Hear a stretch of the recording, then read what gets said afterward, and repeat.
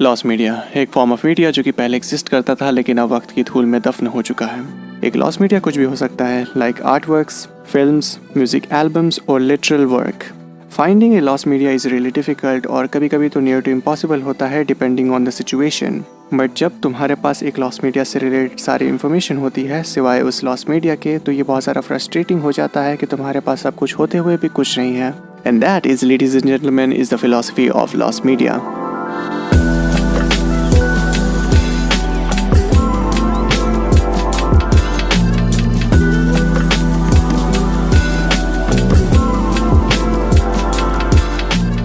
So like any other old project, ये सब start होता है एक टॉपिक के साथ। एंड मुझे जनरली एक टॉपिक तब मिलता है जब मैं कोई एक एनिमे फॉरम, विकी, रेडिट या फिर किसी दूसरी वेबसाइट पर सर्फ कर रहा होता हूँ। एंड उस दिन भी मुझे ऐसे ही एक इंटरनेट फॉरम पे ये एनिमे मिला था called Mon Cheri Coco. On first impression and during the forum discussion मुझे लगा था ये किसी सेलर मून के एक एपिसोड के बारे में डिस्कशन चल रही है। बट जैसे जैसे डिस्कशन प्रोग्रेस करती है वैसे वैसे मुझे पता चलता है कि ये कोई और ही एनिमे है, विच इज अपेरेंटली लॉस्ट। और इस लॉस्ट शब्द को सुनते ही मैं इस एनिमे के नाम को Ctrl+C और Ctrl+V करता हूँ अपने गूगल डॉक्यूमेंट में for future orange to find. और तब तक ये मेरे गूगल डॉक्यूमेंट फोल्डर में धूल कलेक्ट करती हैं जब तक मुझे एक हफ्ते में 2 वीडियोस नहीं बनाने होते हैं, क्योंकि शेड्यूल कौन फॉलो करता है। सो जब मेरे पास एक टॉपिक होता है तो मैं उसे गूगल करके मेजॉरिटी ऑफ वेबसाइट्स पर क्लिक करता हूँ to gather as much information about this anime as possible, which is the most time consuming part, जहाँ पर मुझे दिन भर एक स्क्रीन के सामने बैठकर लिंक्स पे क्लिक करना होता है while paying more than 69% of my attention। And I think इस एनिमे की रिसर्च में मैंने इतनी फ्रेंच पढ़ ली है जितनी मैंने शायद राइटर देखते वक्त भी नहीं सुनी होगी।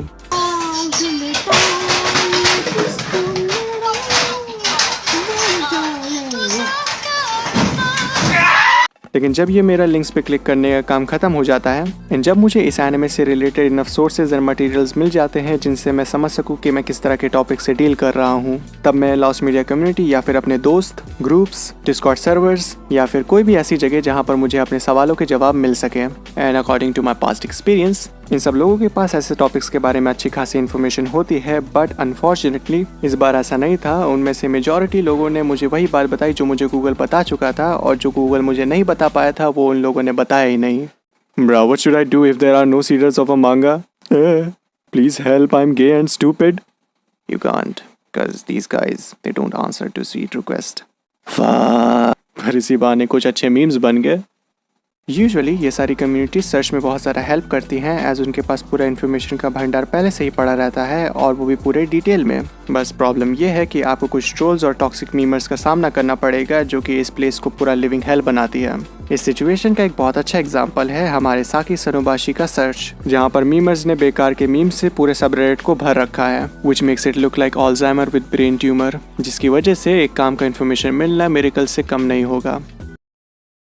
और ये सब के बाद मुझे इस एनिमे के बारे में सब कुछ पता चल चुका है, लाइक इस एनिमे के क्रिएटर का नाम, इस एनिमे में किन लोगों ने काम किया है, इस एनिमे को कब पब्लिश किया गया था, इस एनिमे के 12 एपिसोड्स का नाम, वो कब एयर हुए थे, सेल आर्ट, मांगा, ओपनिंग, स्टोरी, यहाँ तक कि इस एनिमे की मार्केटिंग में जो मैनेजर था उसका नाम तक है, लेकिन ये एनिमे नहीं है।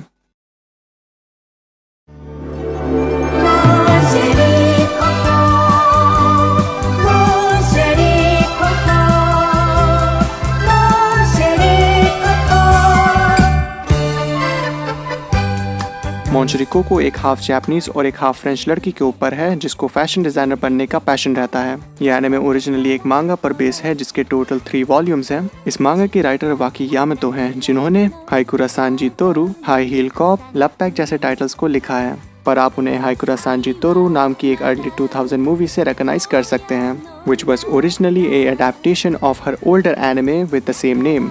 बट मॉन्शरी कोको उनका सबसे पहला प्रोजेक्ट था जिसपे उन्होंने काम किया था।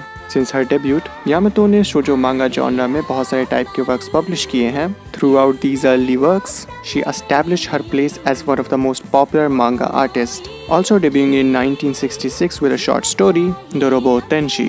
कुछ लोगों को यामातो की आर्ट स्टाइल बहुत ज़्यादा क्यूट, फ्लफी और कैंडी लाइक लगती है, और पर्सनली मुझे इस तरह की आर्ट स्टाइल बहुत पसंद है, where it looks like 2 unicorns are jerking each other off with a candy cane. लेकिन कुछ लोगों को ये आर्ट स्टाइल थोड़ा अनोइंग या फिर डिस्टर्बिंग लग सकता है। शुभम, बताना तुझे क्यों नहीं पसंद है art style?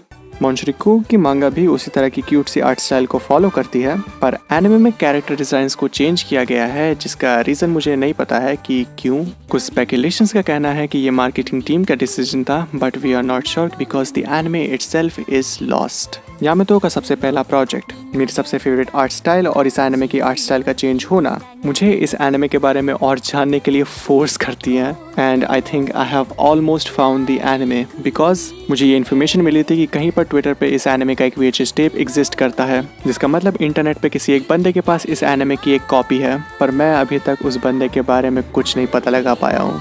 So I have kind of given up on this topic because मैंने इस एनिमे को ढूंढने में बहुत ज़्यादा एनर्जी और टाइम लगा दिया है, फिर भी मैं इस एनिमे को नहीं ढूंढ पाया हूँ। सो या that's it, that's all I can find out about this anime. And with that depressing note, that's it for this video. अगर तुम्हें भी इस एनिमे को ढूंढना है तो इस एनिमे के बारे में जो भी इन्फॉर्मेशन है वो तुम्हें इंटरनेट पे मिल जाएगा, but let me tell you, एक लॉस्ट मीडिया को ढूंढना इतना आसान भी नहीं है। तो आज के लिए सिर्फ इतना ही, मिलते हैं किसी दूसरी वीडियो में किसी दूसरे टॉपिक के साथ, तब तक के लिए सी या।